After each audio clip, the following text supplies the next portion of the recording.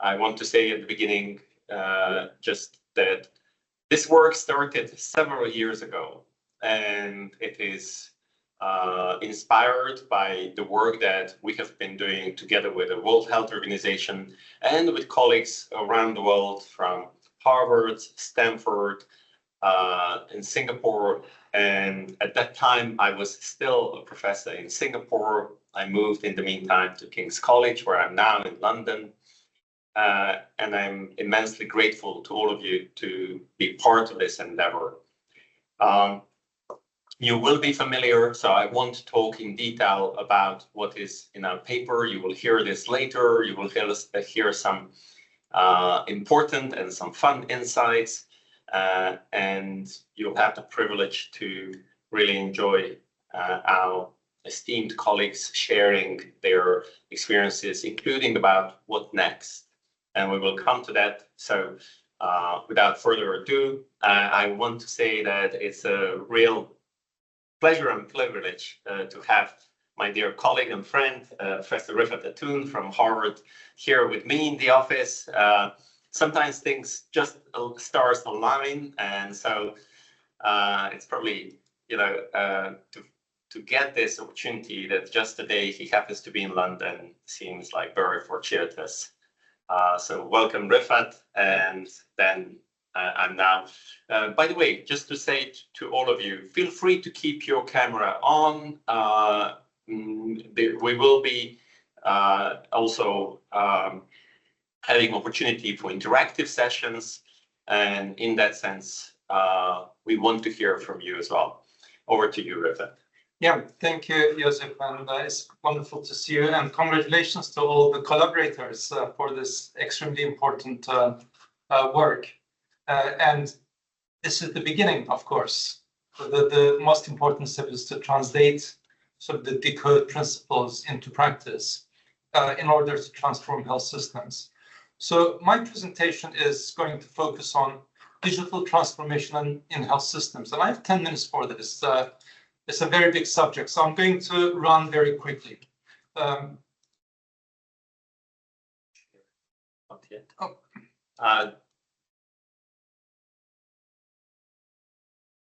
Yeah.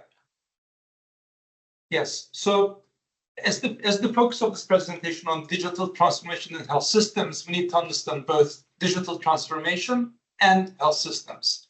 So a health system health systems are situated in an ever-changing context with demographic, epidemiological, political changes, legal and regulatory changes, as well as economic, sociocultural, ecological, and technological changes. And all of these changes impact on the way the health system functions and its trajectory of development.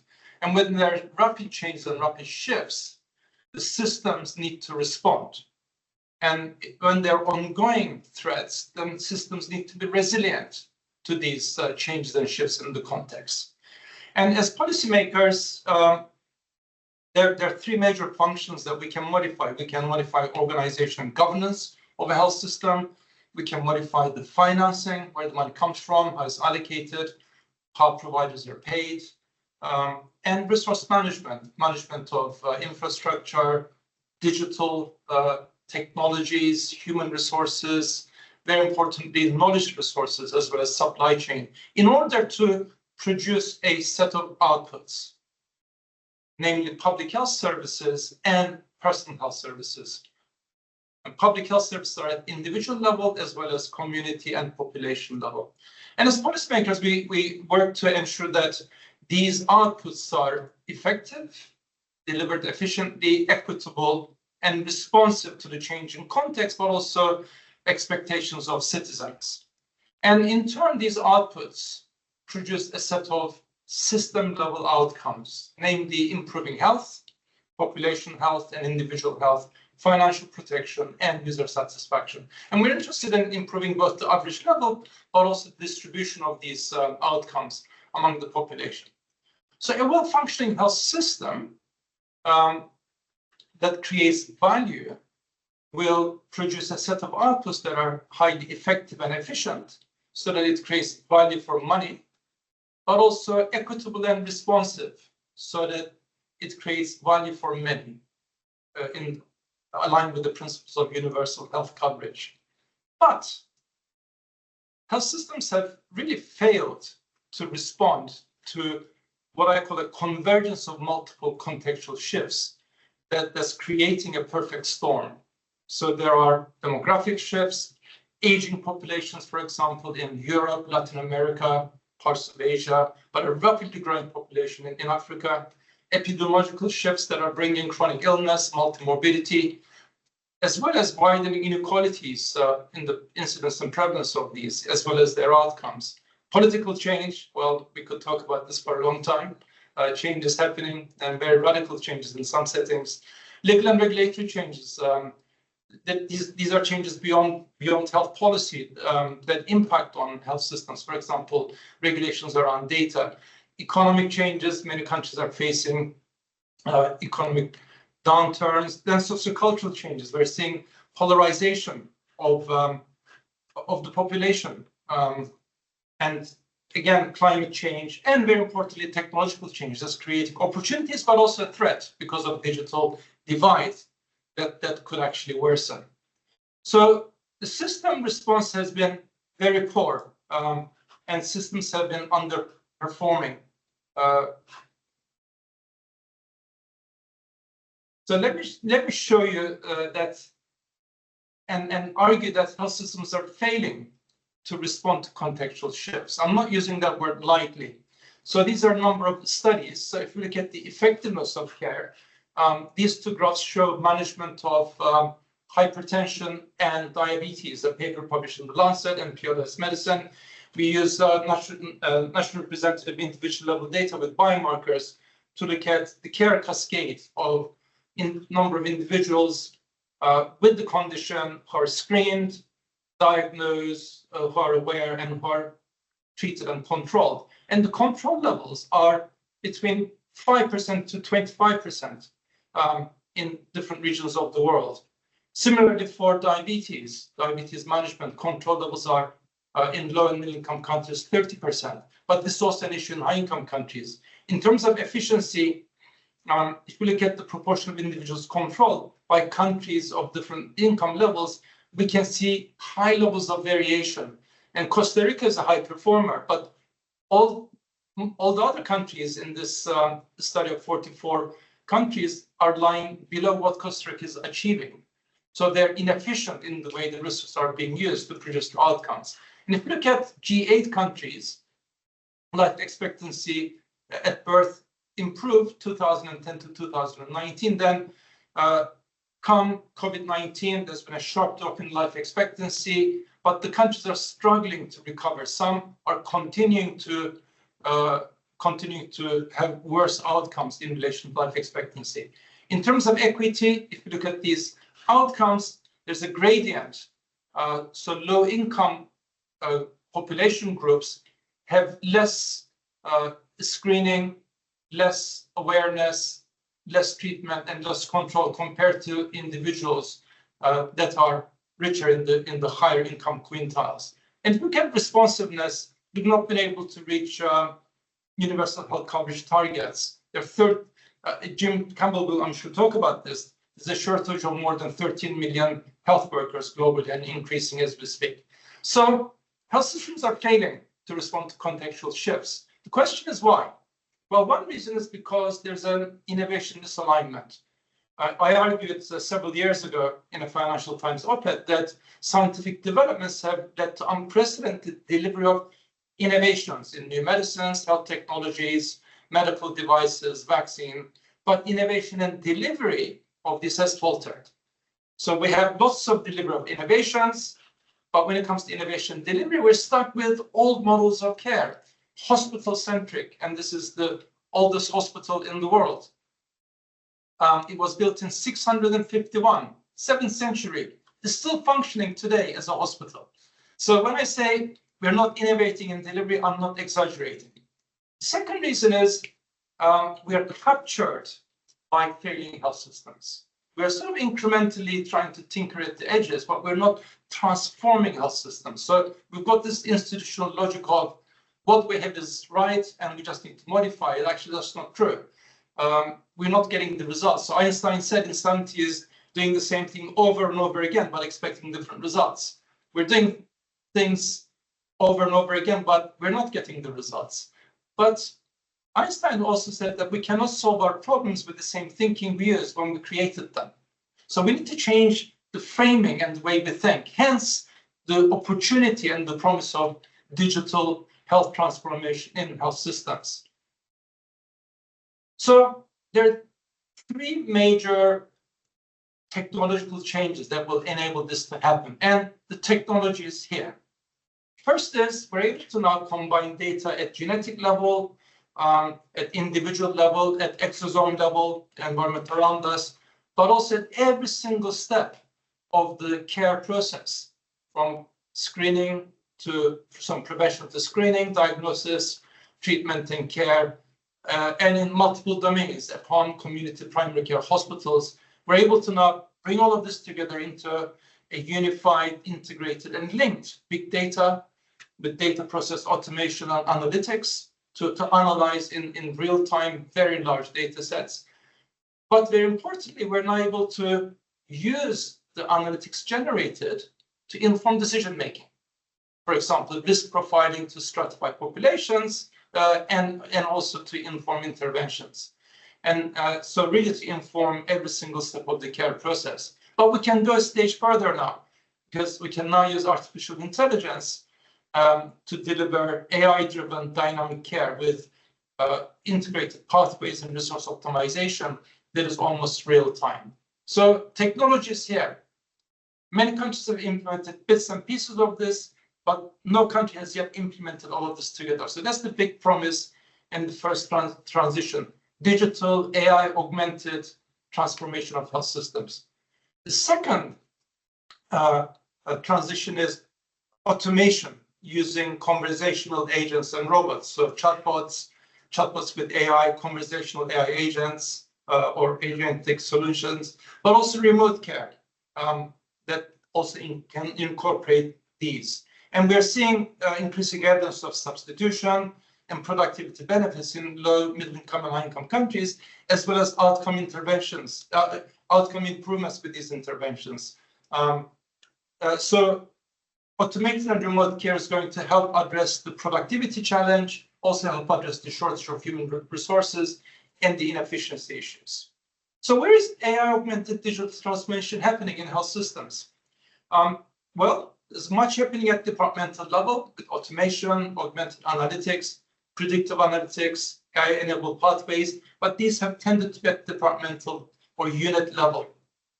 We're also seeing at institutional level, such as a hospital or a network, capacity optimization, automation, predictive analytics, care pathways, but at system level, bringing all the data together to measure system performance, provide public health intelligence, and population level health, targeted health interventions.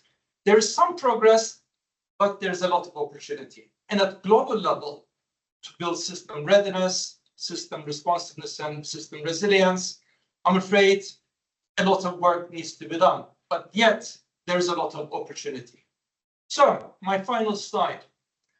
Technology is here, capabilities exist, and we are able to introduce AI augmented digital transformation of health systems at promotion and prevention level in a targeted manner through stratification, invest and improve early detection and diagnosis using predictive models with biomarkers, again, early targeted treatment with highly personalized interventions, management of ongoing care with integrated care pathways, and managing survivorship with risk management and long-term monitoring. So digital data analytics and AI is making this possible, but it's not about technology. We also need to innovate in care delivery with new financing and business models. So I'm an optimist by nature, and I think the code study must one of the first steps to start the transformation in health systems. Thank you. Thank you so much, Rifat. What a powerful entry to our launch event. And I will hand over to Tanya, who I believe is with us, to take us to the next speaker. And Jim, very welcome, and over to you.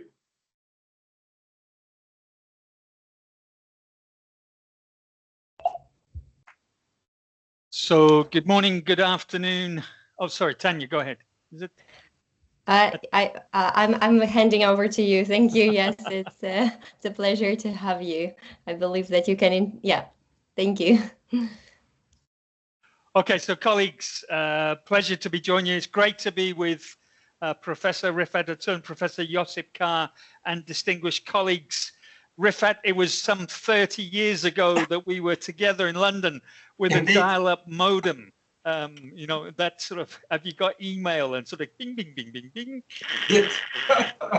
And here we are, you know, talking about this huge opportunity, this huge potential to come further forward.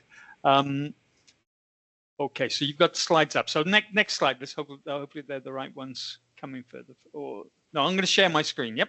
So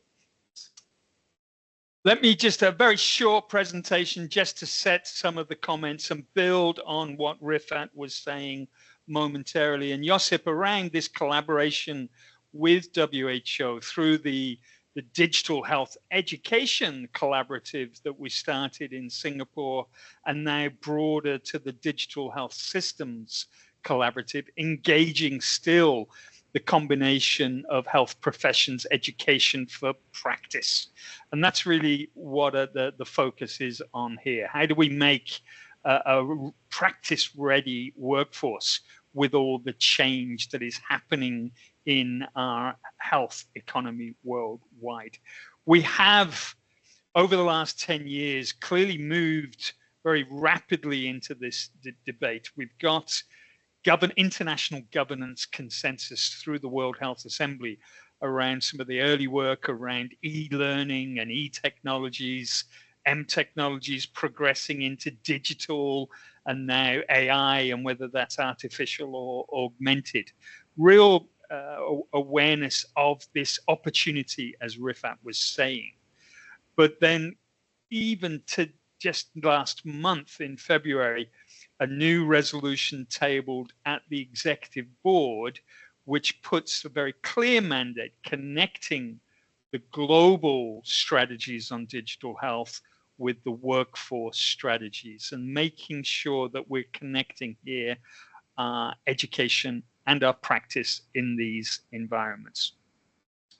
That said, in addition to the many, many challenges that Rifat was talking about, let's be aware that the world is changing in 2024, 2025. We are now seeing a repositioning around some of the global development agenda, the global health agenda.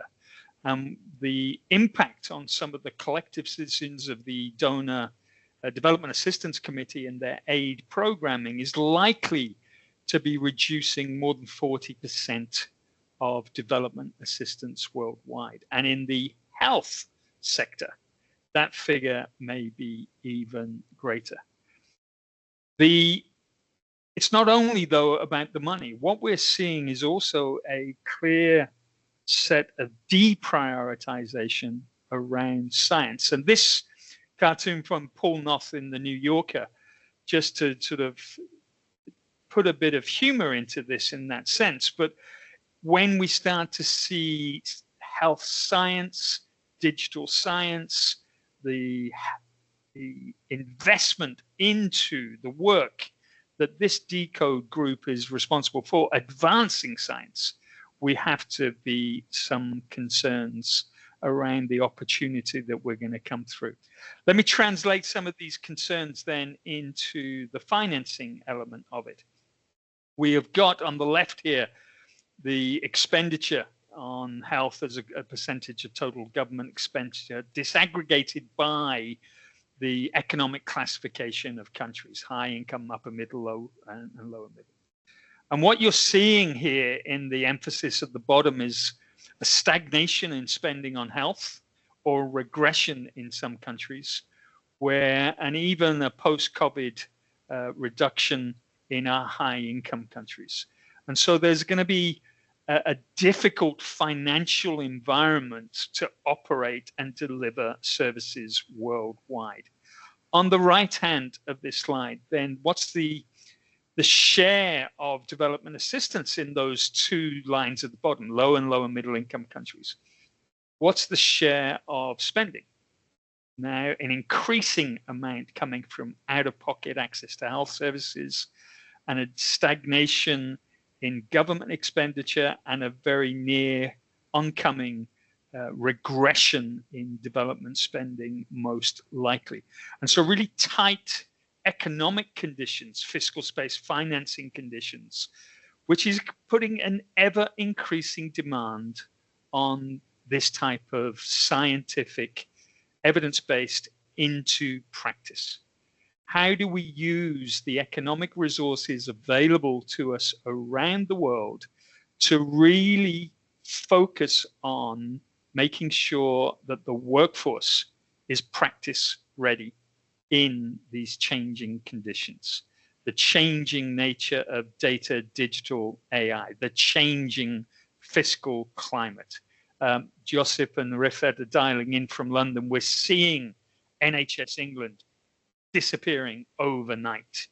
How does that impact the integration of some of this evidence base into practice in one of the biggest managed health services in the world? This is just yet another example. It's not accordingly.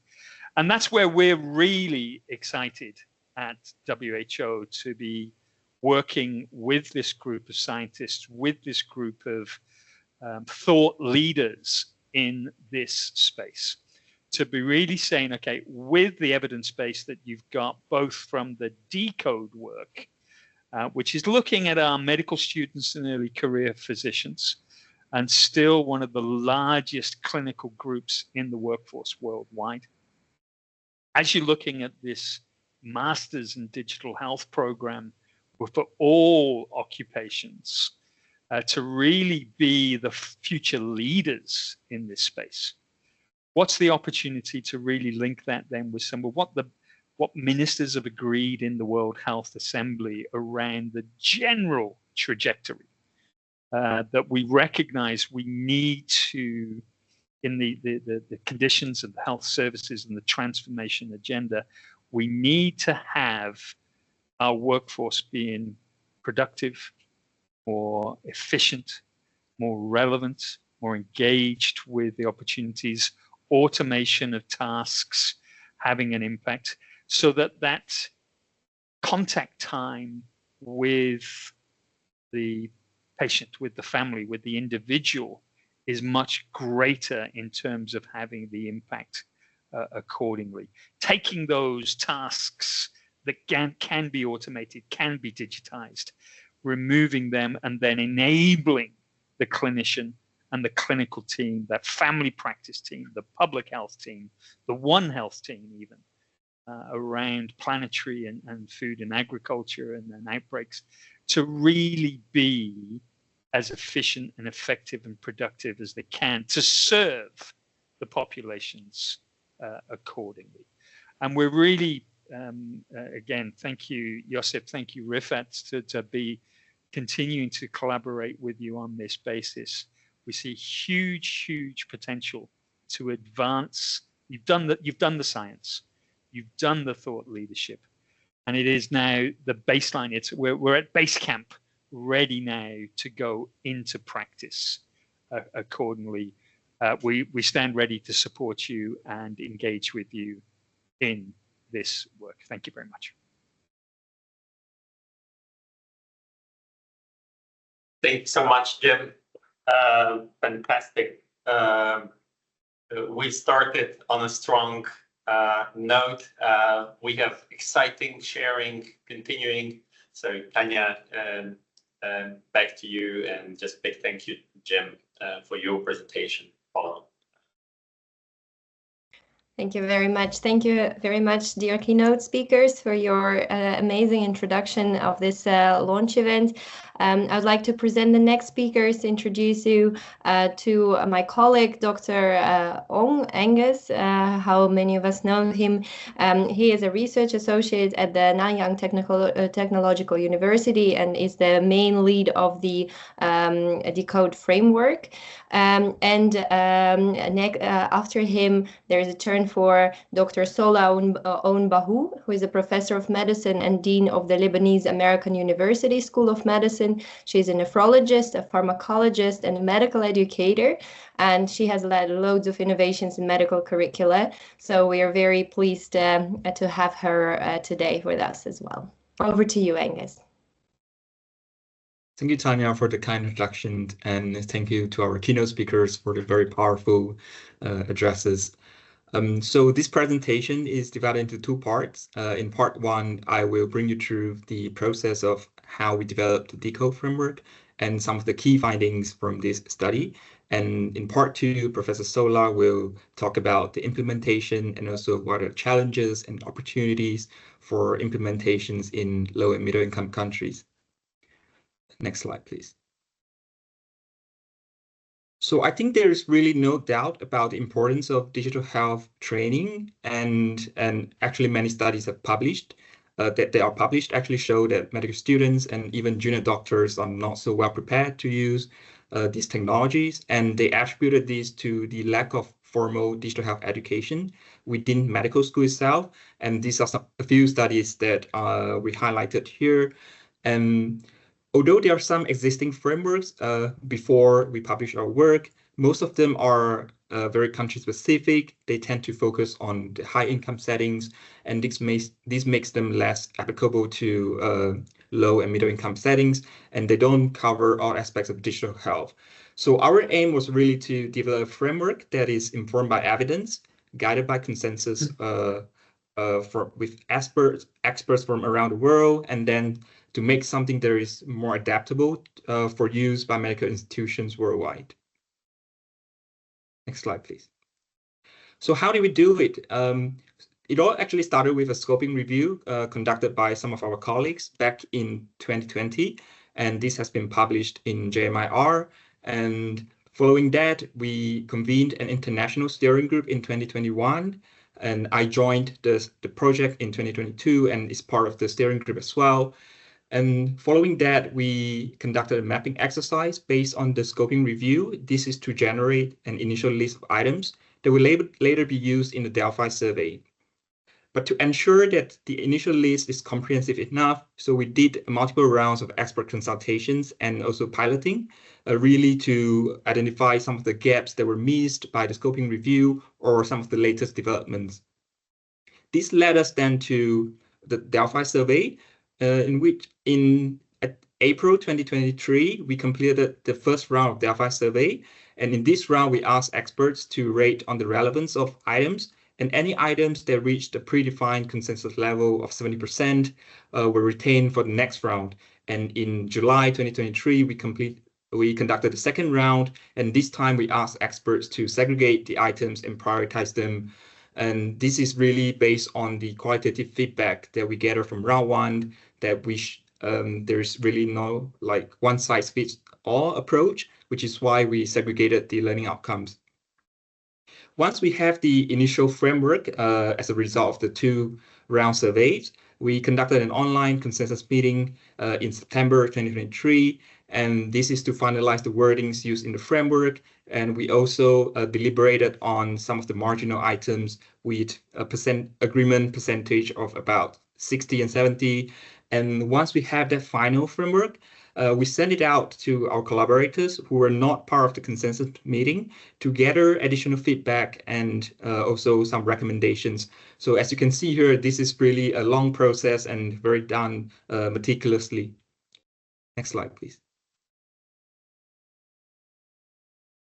So who exactly did we work with? So our Delphi expert panel is actually geographically diverse. As you can see on the two world maps here, they came from 79 countries and territories, covering all 6 WHO regions and all 4 World Bank country income groups. They were also very diverse in their professional roles, their seniority and professional background. So we did not include only clinicians, but also researchers with a background in computer science, engineering, as well as medical educators. And a very interesting finding is that about 1/3 of them were actually in an institutional leadership position. And what this means is they were either president, deans or vice deans of medical schools, or chief medical officer of a hospital at the time of their participation. So this really enriched the whole process with their strategic insights. So what exactly do we propose out of this study? On the left, you can see the DECODE framework has, there's the hierarchy of the DECODE framework. Starting from the top, we have 4 domains. Under each domain, there is a set of competencies, and under each competency, there is a set of learning outcomes that could either be mandatory or discretionary, which is based on the results of the Delphi surveys. And for each learning outcome, we further label them as knowledge, skill, or behavior that is expected of a medical graduate. So in the interest of time, I'm not going to talk very detailed about the whole DECODE framework, but I want to highlight a few things to you. As you can see here, we do not just cover very widely adopted digital health solutions, such as telehealth, electronic health records, or mobile health. There are some of the latest developments in this field as well, including artificial intelligence, of course, a very hot topic, and also precision medicine. And beyond these technical aspects, we also cover the ethical and regulatory aspects, as well as the population health aspects. So one of the competencies that stand out is the digital determinants of health, which you can see in the green column here. So this is not something that were included in the original list, but added on later as based on the suggestion of our expert panel. And this is an increasingly recognized concept and a very important concept as well. During our consensus meeting, so there were several topics that sparked quite a lot of discussion, and we thought these are some of the additional considerations that must be taken into account when implementing the DECODE framework. So one of it would be the variation in nomenclature used, because digital health is a very rapidly evolving field. So there are a lot of terminologies that are not so well defined yet. And an example here is the concept of digital health literacy. Some may call it digital literacy or e-health literacy. Some would say it is a combination of digital literacy and health literacy. So these are some of the things to look out for. And of course, a very critical topic is the curriculum space. Medical curricula are very crowded, and these would impact the implementation. And Professor Sola would talk a little bit more in depth about these. But I just want to highlight that although we segregated learning outcomes into mandatory and discretionary, this does not mean that discretionary learning outcomes are not important. It is just that they may be already covered by some other modules within medical curriculum, or they might not be so applicable to certain settings. So in conclusion, this next slide, please. So now we have a DECODE framework. So what are some of the next steps? Is really to make sure that this is not just an academic exercise. We want it to be adopted, we want it to be implemented, and we're very pleased that our work has informed the Medical School Council's latest curriculum on health data science for medical students. And we believe that our framework should be a living framework, which means it will need regular updates, whether in 10 years or even 5 years, to catch up with the latest developments. And the similar effort should be extended to other health professions as well, not just medicine, but also pharmacy, dentistry, nursing. And also some of the work that we'll be looking at will be making teaching resources available so that some medical school that do not have the capacity or lack faculty expertise do not have to develop them from scratch. Next. So I would conclude my presentation here. If you are interested in our framework, feel free to check out our work, which has been published in JAMA Network Open in January. I will now pass over to Professor Sola. Thank you. Thank you very much, Angus. Thank you, Josip, for having me on the team and on this launch event. In fact, I would like to follow up with what Rifat and Jim started with, and which is the lag of the healthcare systems to say that there is a lag as well on the front of healthcare education and following up on the advances. Next slide, please. So we know that the problem is that the way we teach is having the old curricula and teachers who are not yet skilled enough to teach the physicians of tomorrow. And that's why we aim to teach the physicians of tomorrow with innovative education tools, with teachers who are really creative and using forward-thinking curricula. Hopefully through Decode, we will be able to help at least filling this gap. Next, please.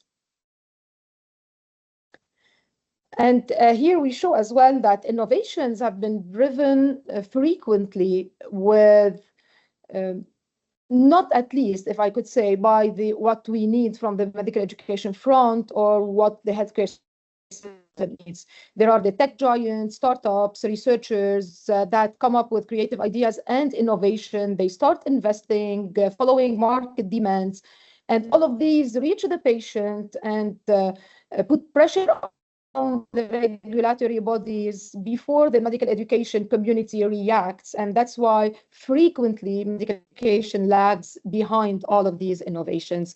And this is a real problem because the demands at least should be put forward by the medical education community and by the healthcare community.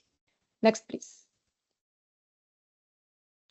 So what's the current status of healthcare education? And I summarize it in these 4 points. It is science heavy, but digital light. It is as well loaded with lots of information that we think the graduates need to grasp or at least have mastery in. The educators are frequently unprepared, the institutions as well. And of course, we see a lot of disparities in the level of education and access to proper healthcare education. Next, please. So what Decode has to offer, it's something that will have implications, of course, on the way we educate the healthcare professionals.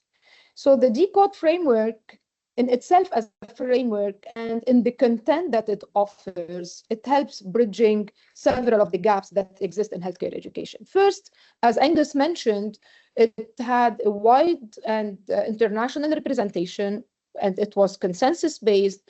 Despite, Angus, you mentioned that there are variations in the way we express the language or we define some of the aspects, this could still be a common language that many use. Also, the division into compulsory versus discretionary is very important because it allows the institutions to tailor the framework to their context and to their needs. And it is explanatory and relatable so that all the institutions could find meaning in the way it is presented and its content. And from the content aspect, we see that the Decode framework helps bridging this gap in the digital skills. It is focused around patient-centered care with integration of ethics and governance, and it has a lot of information that could help also with healthcare access and equity. Next, please. So these are the 4 domains that Angus talked about: professionalism, patient and population, digital health, health information systems, and health data science. Next. So what it offers as a framework, there are many points that healthcare institutions need to rethink in shaping up their healthcare framework themselves and healthcare education programs. First, the Decode framework advances a way in rethinking curricular reform, also in rethinking the way we prepare our faculty and we develop our workforce. Also, institutions need to rethink the way they partner with other institutions and what type of partnerships should be sought. It helps also shifting orientation. So institutions now should look at their focus. What are the most important competencies that they need to focus on? And it also helps addressing global disparities and also the way institutions need to think about accreditation and policy alignment. Next, please. To give you examples, institutions need to move from the fragmented way in integrating or including some aspects into their curricula to having a full integration. Definitely, this framework advances and promotes a competency-based approach to learning. So it is very important to think, who is the future workforce that we need? What do we mean by future-ready professionals? And to give an example, maybe the competency frameworks that we are using now need to be rethought, because the graduates of the future may need to be technology-augmented learners, adaptive thinkers, community engagers, patient advocates, AI knowledge seekers, interprofessional team players, global health and sustainability champions. All of these thoughts should be considered in the way we approach curricular reform, specifically using the Decode framework. Also, the way we develop the expertise, new roles in academia should be sought after. Do we need to have only medical doctors or PhDs, or should we have engineers among the workforce or IT people among the healthcare workforce? We should think about the mentorship in digital health as well.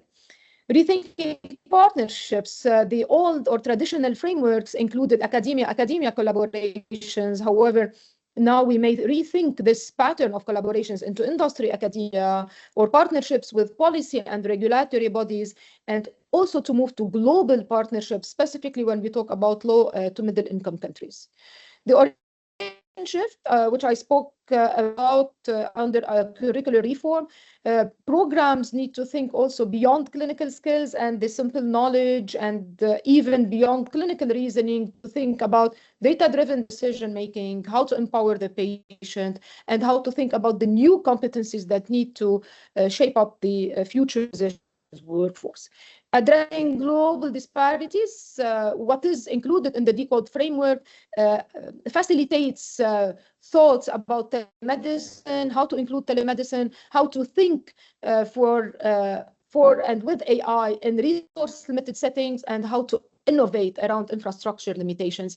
And of course, accreditation and policy alignment, the programs and the institution to rethink the way they influence healthcare policies, how to integrate ethical and legal training, and to align with accreditation requirements. Next, please. So what are the opportunities when we speak about low to middle income countries? We know that there are lots of challenges, and I'm going to speak a little bit about these challenges, but there are as well opportunities, really very important. For example, digital leapfrogging. So low to middle income countries would adopt directly the digital transformation and would be able, through some of the examples that I will give, without necessarily passing through any intermediate step. And I think this is something that low to middle income countries should think of. Based on success stories, we know that there are lots of success stories involving telemedicine in low to middle income countries. And we remember the Rwanda's drone-based blood delivery, as well India's telemedicine platform, reducing rural urban disparities. And this is just to give few examples of how low to middle income countries adopted reverse innovation in order to address the shortages and the shortcomings that they have. Next, please.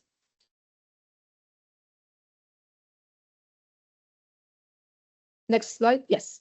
So we all know that there are challenges related to the infrastructure. The previous slide, please. Related to infrastructure, related to finances, related to the workforce readiness, the regulations, to the healthcare system that is broken in many low to middle income countries, and to financial support. But facing this, there are, as I mentioned, a lot of opportunities. As examples, adopting low-cost mobile platforms, using AI, tutors and chatbots, peer learning networks, AI-powered adaptive learning, again and again, global partnerships, cloud-based medical schools, which we know that there are some of them in low to middle income countries, national digital health training mandates. Some countries already had initiated these at the national level, these training mandates, low-cost virtual patient simulators, exchange of programs, and more importantly, public-private partnerships. All of these could be looked at as opportunities for low to middle income countries to adopt Decode in their curricula. Next, please. So moving forward, we very well know that the way the technology is advancing is really very, very fast. And we acknowledge as well that there is lots of variability in the way institutions across the globe train their students, and as well in the level of the faculty who are involved in the education of students across the globe. We also acknowledge that there are challenges related to the of these institutions and countries, but we know that digital health programs need to be integrated into existing medical education frameworks despite the curricular overload, because as a core in the way we reform our curricula, we need to rethink about the graduate of the future who will be using this technology and the AI. And around this backward framework of determining the competencies and then moving to the way we will help the students reach these competencies is really key in order to adapt to what the future is presenting us with and hiding for us. There is, of course, the challenge of how much and how well we need to include digital health education. That's why we have the mandatory and the discretionary learning objectives, which gives a lot of flexibility for institutions to adapt the framework to their own contexts. Definitely, moving forward, we need to prepare the faculty and address the institutional challenges, and don't forget to address the ethical challenges and the bias and practical concerns in the implementation. Next, please.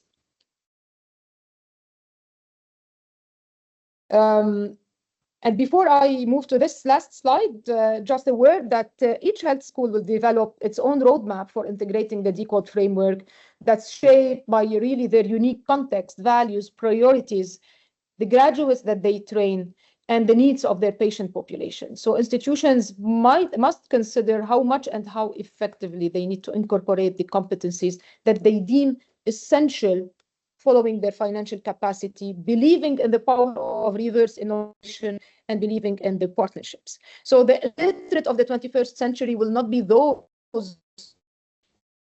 cannot read and write, but those who cannot learn, unlearn, and relearn, according to Toffler. So thank you very much.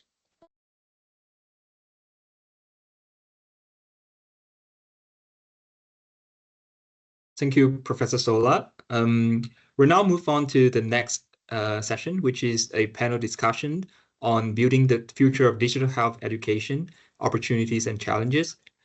We're very honored today to have our moderators and panelists with us. Our moderators are Professor Emil Sam, who is the head of School of Medicine at Imperial College London and also a consultant endocrinologist at Hammersmith and Charing Cross Hospitals. He is also the director of Charing Cross campus of Imperial College London. He chairs the UK Medical Licensing Assessment Applied Knowledge Test Exam Construction Group. He has also led several national education projects at the UK Medical School Council. Welcome, Professor Emir. And our second moderator for today's session is Dr. Tatiana Ehrlich-Forbes, whom I have worked with very closely when she was in NTU Singapore. And she's now a consultant in training at OLVG Hospital, Amsterdam. And at the same time, she is a visiting research fellow at King's College London. Welcome. And for our first panelist of the day, very honored to have Professor Sinead Langand, who is a professor of clinical epidemiology at the London School of Hygiene and Tropical Medicine. She is a co-director of Health Data Research UK London.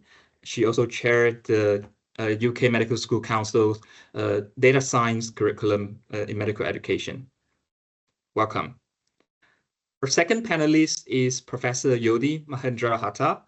He is the professor in health policy and management, as well as the Dean of Faculty of Medicine at Universitas Gadjah Mada, Indonesia. And he is also a collaborator of our Decode framework. So I know him quite well. And he currently serves as a chair of the Indonesia One Health University Network. Welcome, Professor Yodi. Next up, we have Professor Niels Shavans. Professor Niels is a professor of family medicine and the founder of National eHealth Living Lab at the Department of Primary Care and Public Health at Leiden University Medical Center. So Niels is also a collaborator of our Decode framework. Welcome. And the last panelist for this panel discussion is Dr. Ebenezer Turilo, who is a final year medical student at Addis Ababa University College of Health Sciences in Ethiopia. He is the External Affairs Regional Assistant for Africa under the International Federation of Medical Students Association. And today he will be sharing his view as representative of the IFMSA. So welcome. Over to you, Tanya. Thank you very much, Angus. So what a fantastic panel. Very much looking forward to the conversation. So to kick off, Tatiana's got 4 questions for the audience that she's going to pose using Mentimeter, and it'd be grateful to see your responses. So very quick questions. Over to you, Tanya.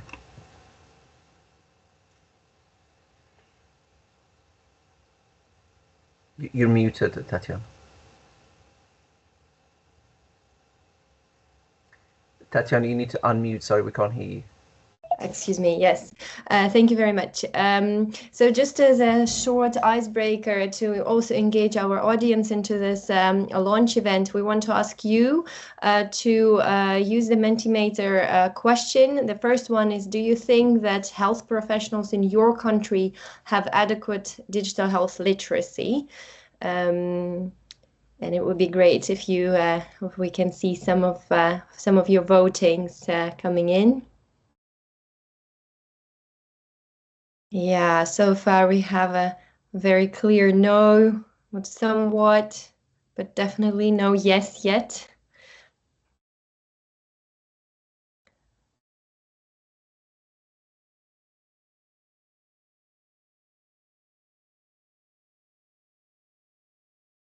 Yeah, so I think while you're voting, this is one of the triggering factors for initiating the Decode research, with the pandemic being, I think, the second trigger in 2020. This is when we started working on the Decode. Yeah, very interesting and not surprising what we're seeing on the screen now. Let's go to the next question to see. We hear more and more often that digital health is being implemented in medical curricula, but there are loads of challenges that are being reported by the medical deans and the associate medical deans. Why it is challenging, why is it difficult to introduce digital health? So we wanted to hear from the audience as well, and you can just describe it in a couple of words. Why do you see, which challenges do you see in implementing digital health in your institutions? Yeah, I think, I don't know if Prof. Merid, would you like to comment on that one as well? See what's coming in? Just to remind the audience, in order to respond, you need to go to menti.com if you're not familiar, menti.com on your device, laptop, iPad, and just enter the code, because we have got nearly 100 people in the room and about 16 responders, which is very similar to how students respond. Mentimeter, I try to encourage more uptake. So please log into Mentimeter. And curriculum space and busy curriculum seem to be a major challenge, and we're not surprised.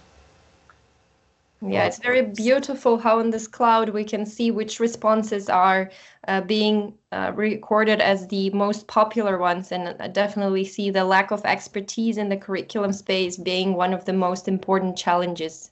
reported. I love this instrument, by the way. It really gives, it's not, of course, evidence-based, but this is very interesting way of seeing also trends, hopefully around the world. I hope our audience is from all over, from all different countries today. Political will being reported as the one. Very interesting as well. Yeah, I also see at the bottom how to integrate. So hopefully with this work that we've done, hopefully we can address this challenge, because this is one of the aims of creating decode frameworks to make it easier to integrate digital health into the curriculum. Okay, maybe we can go to the next question.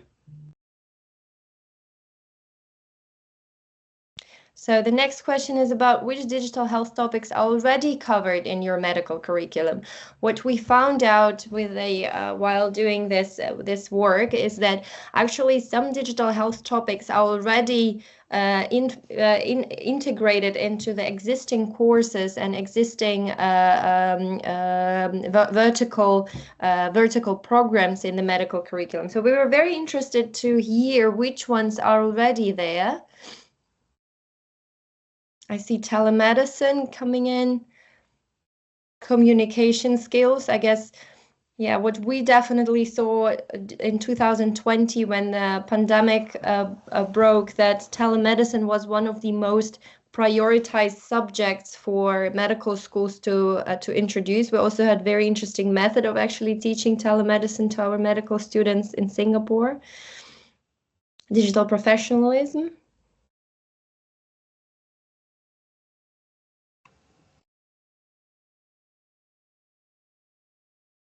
I'm actually not surprised. I don't know, Prof. Amir, if you're surprised that telemedicine is really having like such a strong place on the slide. Yeah, we are running a little bit late. Let's move to the discussion, Amir. I think if we could ask. This is very, very interesting, but I'm sure that everyone also wants us to finish on time. So yes, let's go further then. Let's go for the discussion. Amir, over to you. Thank you very much. Thank you.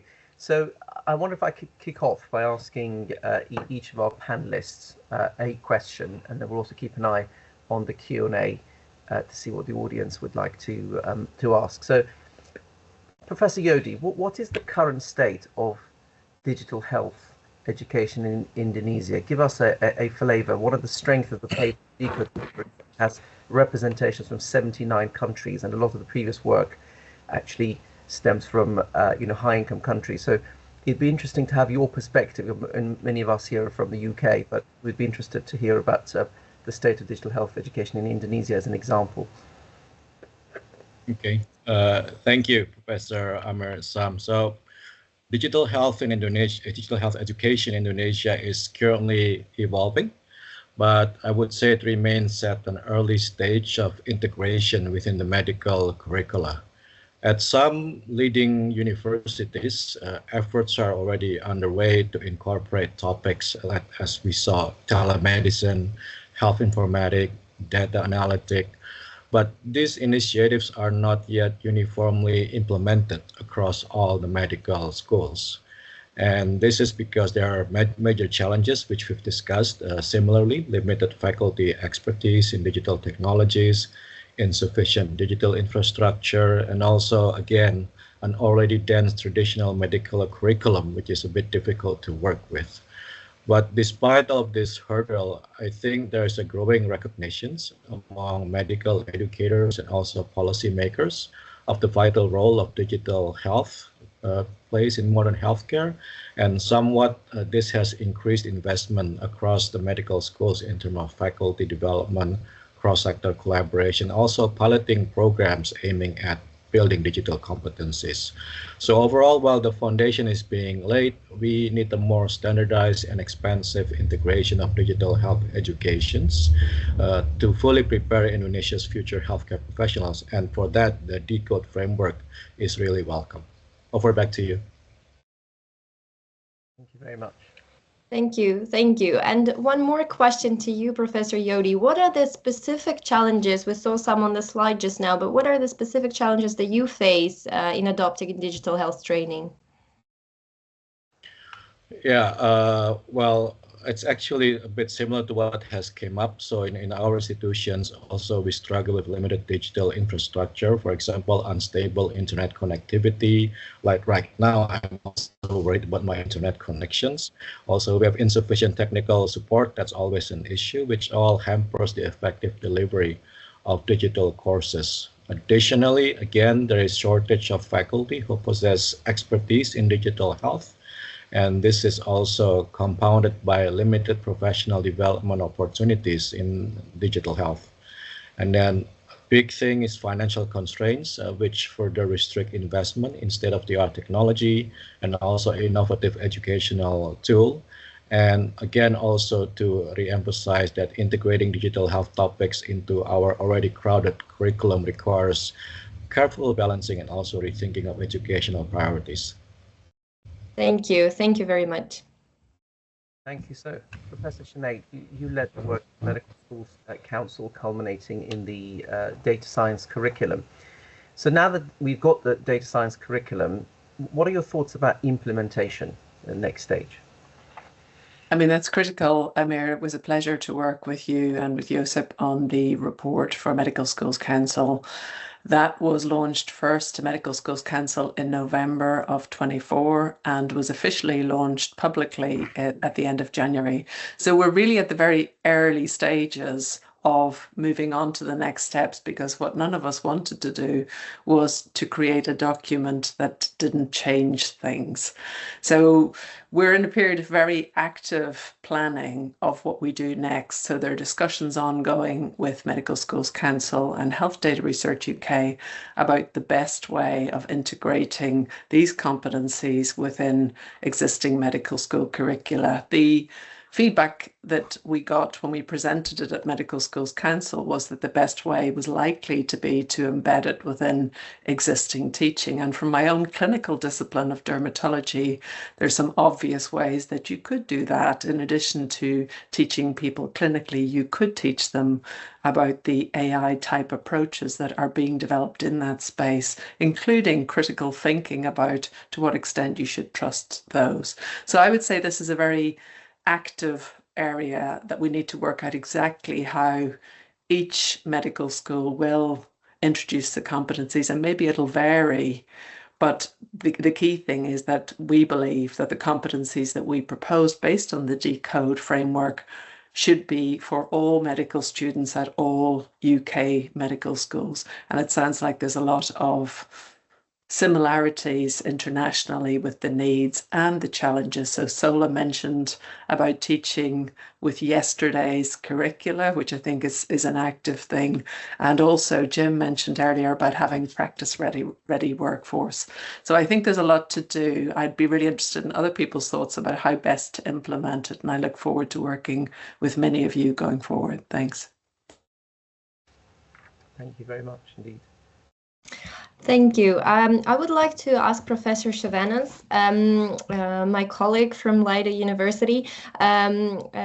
You work primarily with the GPs in the Netherlands, and I wanted to ask how, with digital health becoming increasingly integrated into primary care, also in the Netherlands, how should medical education evolve to ensure that the future GPs are well prepared to leverage this technology outside of the hospital in routine practice? Yeah, thank you very much for this question. What happens in the Netherlands right now is that there's a lot of mainly chronic diseases being treated increasingly through remote patient management. So about 50% of diabetics or heart failure patients, mental health, respiratory medicine is being done digitally. And during COVID, it was even 85%. So that's really a big change since a couple of years.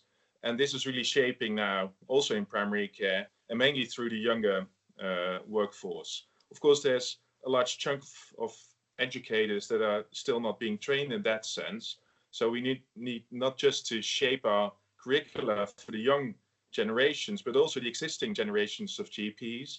And the key question that really is necessary to ask is what's in it for them? Because there's so many competing interests and services that need to be delivered. They really need to think about what's helping them in their daily practices and processes in enhancing their effectiveness, work pleasure, less visits, house visits, or acute calls that can be achieved by having well-functioning remote patient management infrastructure in place. So that's what we always ask. How can we help you out instead of imposing innovation? Because usually that doesn't work. Oh yeah, brilliant. Thank you. Over to you, Tamir. Thank you very much. So the next question is for our IFMSA representative, Dr. Abenazir. Can you tell us very briefly about IFMSA, very briefly what it is for those who are not familiar, and its views on digital health education? Yes, so IFMSA is the International Federation of Medical Student Association. It represents medical students from over 138 countries. We have almost 1.5 million medical students from across the globe who are members. We have members from 5 regions: the Americas, Asia Pacific, Europe, Eastern Mediterranean, and also the African region. So as a whole, IFMSA is an active advocate for the digitalization of health systems. We have been advocating for this over the years because we understand the pertinent need for digital health in achieving universal health coverage and also achievement of sustainable development goals 3. So we actually function through collaborative approach by working with different organizations. Both we have also been working with WHO and also regional partners who are advocating, also supporting our voluntarily working members and gaining access to proper education with regards to the skills that are needed for digital literacy, and also with also supporting the communities surrounding medical students with regards to how to expand digital literacy inside the community, and also expanding health equity and transforming to the next chapter of advancing health coverage through the different levels. But yet we also understand the difference between different regions with regards to the access to the basic toolkits that are needed for digital health. But at the same time, we also are pushing our members from different regions to always gain the access and also be part of the research for evidence-based solutions through that we can build upon for digital health, and also utilizing it for benefiting the communities surrounding us as medical students. Fantastic. Thank you so much. It's been a really enlightening conversation with our panelists from across the world. We are now exactly back on time, and with no questions in the chat, I think Professor Josip Cole will be delighted to know you're exactly back on time. We were supposed to finish at 2:10.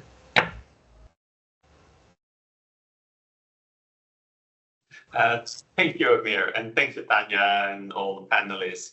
We would love to go deeper in this discussion and engagement, but we are also very aware we have people in different time zones, and in fact, some who have woken up very early. So it's very exciting to have colleagues from the West Coast of US, and Chris, most welcome, and really wanting to give the word over to you for the next session.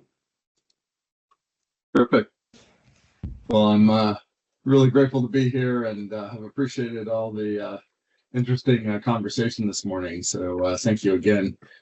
I serve as the Chief Clinical Officer at UC San Diego Health. Formerly, I was at Stanford. And so as you said, it's a little bit early here, but really pleased to join you. And I was invited to talk a little bit about kind of the real world impact that we're seeing, AI have in a health system. And as the Chief Medical and now Chief Clinical Officer, I'm really focused how we can use these technologies to improve both outcomes for patients and for our clinicians. So I want to talk a little bit about that today. I'm going to start with a story that actually builds off of our AI principles, which is something that we execute through our AI governance process. And I shared this story at the White House a couple of years ago, and it actually became part of an announcement that was issued by the White House back in December of 2023. So I'll share this first story with you now. And the story started in November 2022, which of course is when ChatGPT was released. My colleague, Dr. John Ayers here, called me up and said, Chris, have you played with this new tool? I said, yeah, it's pretty mind-blowing, right? He says, Chris, I'm feeding it questions from patients.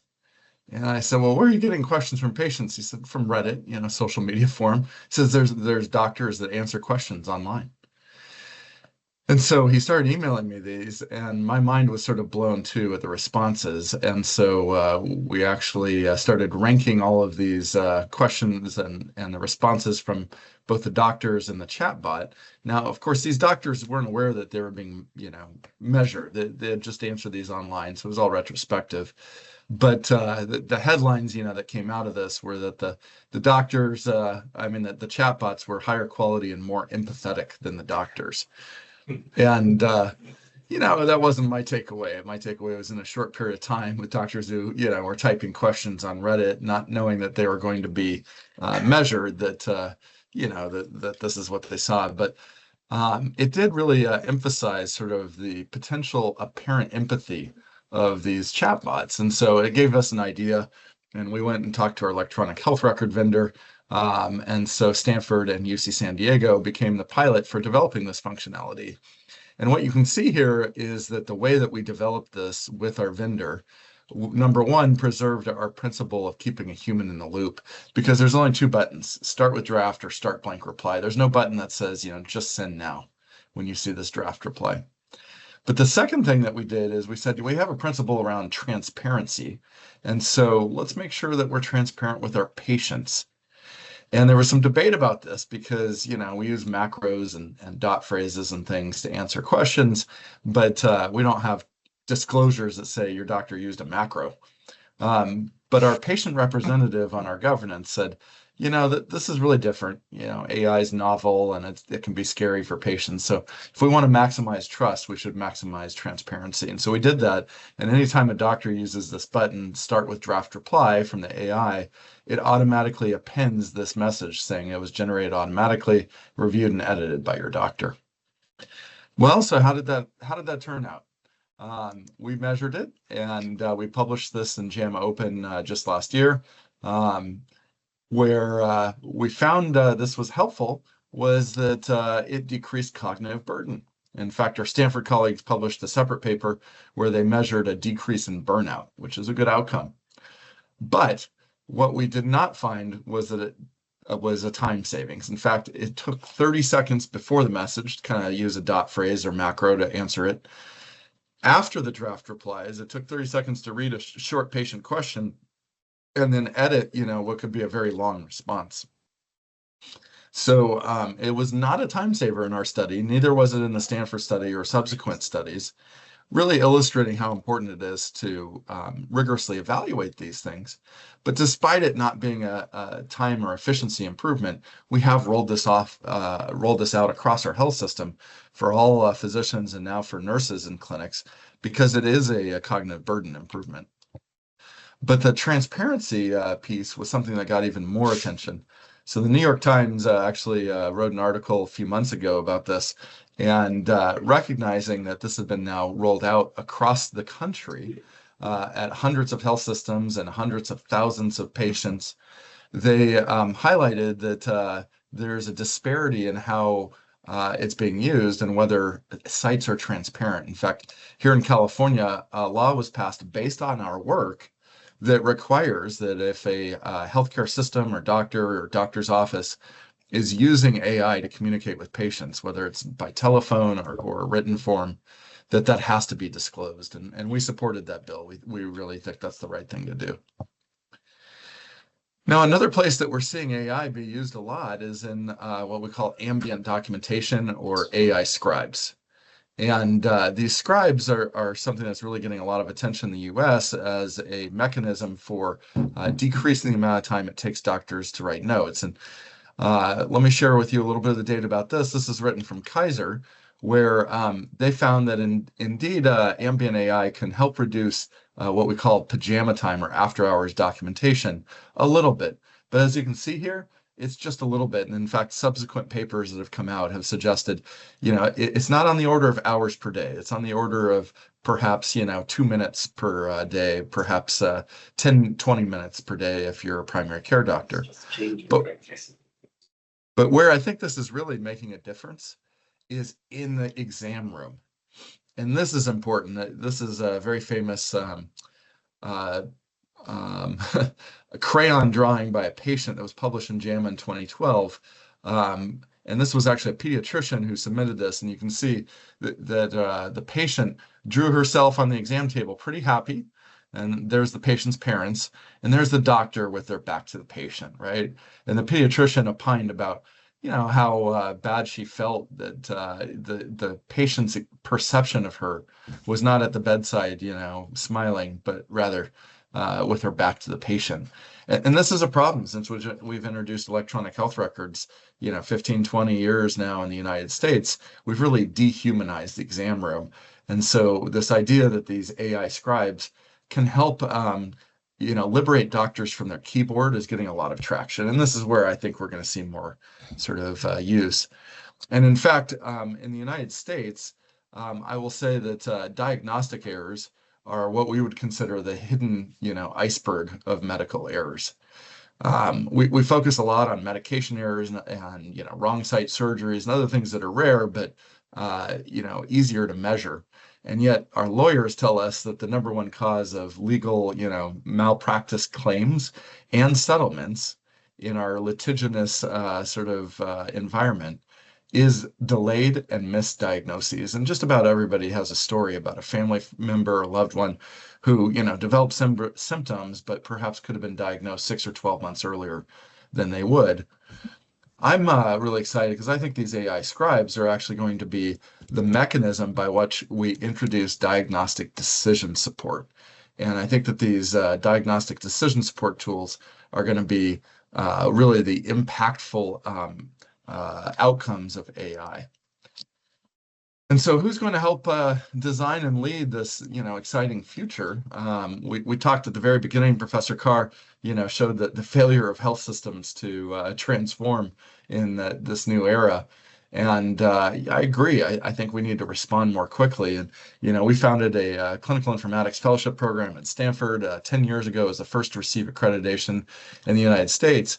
But I think as these tools become more ubiquitous, it's not just about the specialists who are, focusing on AI. It's really about all of our doctors and all of our clinicians. And so I was really pleased to be part of Dr. Carr and Dr. Ong's work on the DECODE framework, and very supportive of getting this integrated into medical school curriculums, because we're going to need the entire health system to see these opportunities and help us transform it.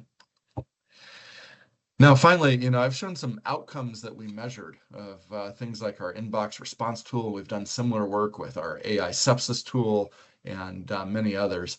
And so we've called not for a national labs around, AI testing and data sets, but rather around AI implementation science centers, because what we need to be focused on is clinical effectiveness. We need to be focused on outcomes. And the way that we're going to do this, I think, in health systems is with chief health AI officers. And so we also wrote about this in the New England Journal of AI. We were one of the first in the US and California to appoint a chief AI officer. That individual reports to me and is responsible for helping us both adhere to our AI governance principles I started with, as well as being a point person for evaluation frameworks and research around AI in our health system.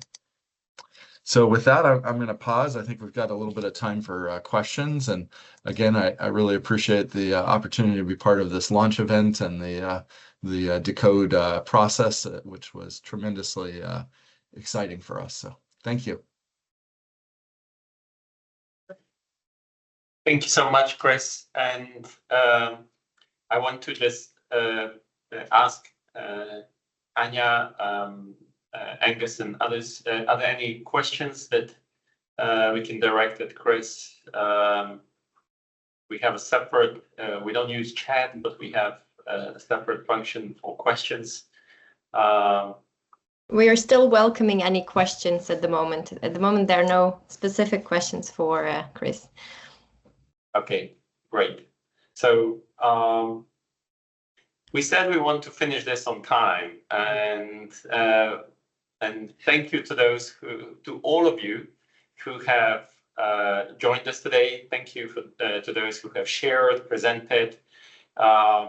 We wanted to show that really this work is about all of the contexts, and we have diversity here at the call. We had it in the study, the richness that we as the world represent, whether we are from Africa, South America, from Indonesia, Asia, or Europe. And we feel very happy that that is also reflected today on the call. We are in this final phase, and I want to just share some concluding remarks. And the first key message is that the work really just begins now. As Chris so poignantly shared, and all the other speakers before, it was great to do this piece of research to identify the competencies, but as several of you have highlighted, this is dynamic, and this is a very rapidly developing field. We see literally not just year on year, but month on month, and sometimes daily, new developments which have the potential to change medicine, sometimes in unexpected ways. Sometimes we are over optimistic about saving time, but maybe the benefit comes somewhere else. And that's all okay. That's why research is important, and that's why implementation is important. If I can ask just the next slide, to say that in terms of the continuation of this work, DHS, or Digital Health Systems Collaborative, is continuing its work. If you are interested to be involved or to be just updated about our work, there are two ways that you can register, and we will share. One is through LinkedIn, another is dedicated website of the CoLab. Please use those. There's no formal membership. This is, I will use a contested term, but coalition of the willing, in the most positive sense, willing and keen to make a difference in this space. And with this point, once again, a very big thank you to the organizers. There are many colleagues here at King's College and at many other universities from too many countries to mention now, to list all, who have helped to organize this event, who have contributed to this study. Thank you all. And we're looking forward to working with you on implementation. And I will give you just one highlight, which is a food for thought for all of us. When we were developing this framework, the generative AI was still, for those who are not really in the field, in the infancy. We had a number of discussions, and it was felt that we gave it too much space as we were developing the framework. And so we cut that because this is a consensus. We now recognize that we need dedicated competencies framework around AI.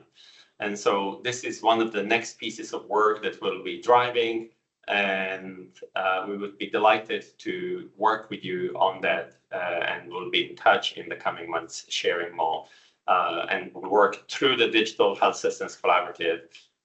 So once again, thank you for joining us today. Thank you for your wonderful contributions, and have a lovely morning, afternoon, or evening, depending on wherever you are now. And goodbye to all.